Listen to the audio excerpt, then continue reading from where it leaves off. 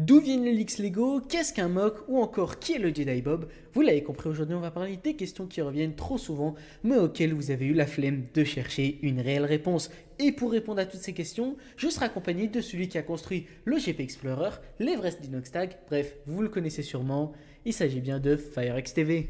Et du coup on va directement commencer avec la première question, c'est quoi cette brique rose? Si vous avez déjà construit des sets Lego Star Wars, vous avez peut-être remarqué qu'en les construisant, vous êtes tombé sur une brique rose, qui était genre là, posée dans votre set en mode random. Qu'est-ce qu'une brique rose vient faire dans des vaisseaux spatials? Eh bien le designer Henrik Anderson nous a donné la réponse en s'adressant à Brickset, et il a même révélé que pour chaque brique rose qu'ils ajoutaient dans un set Lego Star Wars, ils étaient récompensés d'une certaine manière. Je cite, tout a commencé quand une blague autour de la question de savoir si nous pouvions incorporer des briques roses dans un ensemble Lego Star Wars. Par la suite, ma femme Danielle, ingénieure qualité chez Lego, a repris l'idée et a promis le Pink Brick Cake au designer Lego Star Wars à chaque fois que nous installerons une brique rose dans nos créations. Donc en gros, au KLM chez Lego, les designers quand mettaient une brique rose, ils se faisaient offrir un gâteau. D'où viennent les leaks Lego? Les leaks Lego ou fuites d'informations proviennent souvent de plusieurs sources, notamment les sites de vente, car parfois des détaillants en ligne publient accidentellement des images ou des descriptions de sets Lego à venir avant la date officielle d'annonce. Ensuite, on pourrait parler des employés et des partenaires, car certains leaks peuvent provenir de personnes travaillant chez Lego. Oui, je sais, c'est ironique, surtout quand on sait que Lego essaie de contrôler leurs fuites. Donc ces leaks sont souvent des fuites d'informations sur les sets comme le nombre de pièces, le nombre de figurines et bien plus encore. Après ça, on pourrait parler des forums spécialisés comme le Reddit de plus de 50 000 personnes. Et je parle bien du Reddit car c'est l'exemple le plus concret que j'ai trouvé. Et donc dans ce Reddit, on peut trouver les infos des sites de vente, des employés, des partenaires, mais aussi des fans qui se promènent dans des magasins Lego pour trouver et prendre des photos des sets qui n'ont pas encore été officiellement révélés. Et donc par la suite, ils vont partager aux autres fans les visuels des sets. Numéro 3, qu'est-ce qu'un mock?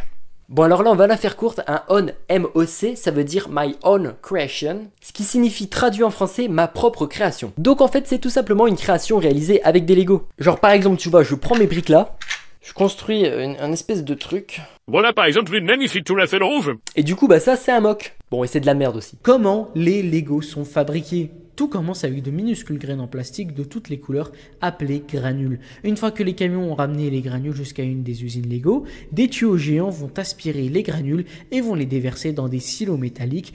Et donc, le plastique sera envoyé vers les machines de moulage. À l'intérieur, les granulés sont surchauffés à une température d'environ 230 degrés. Une fois fondu, le plastique est introduit dans les moules. La machine de moulage applique des centaines de tonnes de pression pour s'assurer que les briques soient formées avec une précision parfaite. Elles sont ensuite refroidies et éjectées, ce qui ne prend qu'environ 10 secondes. Les pièces finies roulent sur des tapis qui les transportent vers des boîtes. Lorsqu'une boîte est pleine, la machine de moulage envoie un signal radio à l'un des robots chariots. Ce robot va ramasser les boîtes pleines et les placer sur un autre tapis roulant qui les emmène à l'étape suivante. L'étape suivante se passe dans les salles d'assemblage où les détails sont imprimés et où les éléments multipièces sont assemblés. Une imprimante géante marque les visages, les panneaux de commande, les chiffres, les mots et autres détails décoratifs sur nos petites briques Lego. Et la dernière étape consiste à rassembler toutes les pièces nécessaires pour créer des ensembles Lego. Le processus d'emballage doit être rapide et précis pour que les ensembles peuvent comporter plusieurs milliers de pièces.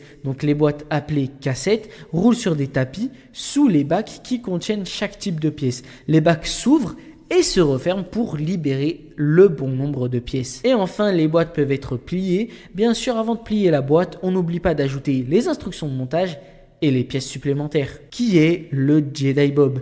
Le Jedi Bob est un personnage non officiel de l'univers Star Wars qui est apparu dans l'ensemble Lego 7163 Republic Gunship sorti en 2002. Ce personnage a acquis une certaine notoriété parmi les fans de Lego et de Star Wars en raison de son nom et du fait qu'il n'est pas basé sur un Jedi spécifique de l'univers officiel. Le Jedi Bob du coup c'est un simple personnage déguisé en Jedi avec simplement un sabre laser vert. En fait il est tout simplement devenu une référence et un mème pour les fans de Lego Star Wars.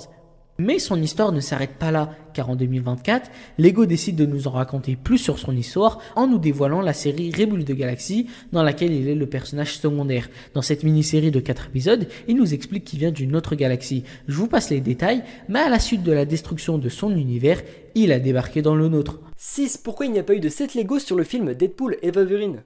Tiens, cette question me rappelle un truc. C'est bien ce qui me semblait, ouais. Bon, et la raison est en vérité plutôt simple. En fait, a priori, Lego sortent jamais de 7 Lego sur des films qui sont R-rated. C'est une classification de film aux États-Unis qui définit le film comme interdit aux moins de 16 ans ou 18 ans. Apprends des trucs approximatifs avec Firex. Ce film Deadpool et Wolverine étant classé dans cette catégorie, on comprend Lego sur le fait qu'il n'ait pas eu de 7 là-dessus. Parce que du coup dedans on a de la violence, on a des trucs un petit peu limites pour les enfants. Mais c'est très dommage parce que moi j'ai kiffé le film. Bon, c'est assez dommage, mais vous inquiétez pas puisque normalement Lego font sortir une gamme sur Avengers Doomsday en 2025 voire 2026 et du coup on aura probablement les figurines de Deadpool et Wolverine à l'intérieur. Pourquoi Lego Star Wars coûte vraiment cher? Il y a plusieurs raisons et les voici. Premièrement, le fait que Lego doit payer des droits pour utiliser la marque et les personnages Star Wars, ce qui augmente le prix de vente. Ensuite, on pourrait parler des pièces exclusives et des mini-figurines, car les sets Star Wars incluent souvent des mini-figurines exclusives ou rares, recherchées par les collectionneurs. Et certaines pièces ou figurines ne se trouvent pas dans des sets spécifiques, ce qui multiplie leur valeur. Après ça, on pourrait parler de la qualité des matériaux parce que les Lego sont réputés pour utiliser des matériaux de haute qualité offrant une durabilité supérieure aux autres contrefaçons.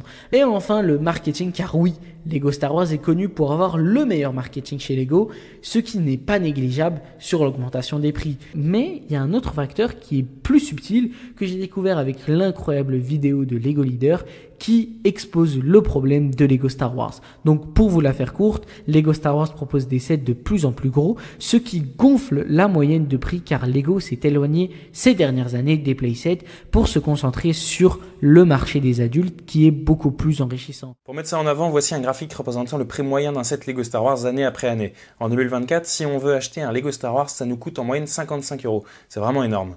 On était autour de 35 € il y a 10 ans. Évidemment, Lego n'a pas augmenté ses prix de 57% sur la gamme Star Wars. Le problème, c'est la gamme Star Wars en elle-même et ce qu'elle propose qui a évolué depuis 10 ans. Avec de plus en plus de sets pour adultes et sets destinés pour des personnes qui ont plus les moyens en fait. Avec des sets globalement autour de 70-80 € plutôt qu'il y a 10 ans où on était avec des playsets majoritairement autour de 35-40 €. En fait, sa vidéo, elle est juste hyper claire. Il nous explique que Lego Star Wars a tout simplement changé de direction en se concentrant sur des sets bien plus chers destinés aux adultes. Bon, c'est déjà la fin de cette vidéo. Si tu l'as kiffé, tu sais ce qu'il te reste à faire. Tu likes, tu t'abonnes et tu lâches un petit commentaire pour demander une partie 2 si la vidéo t'a plu. Allez, je te dérange pas plus que ça. Ciao!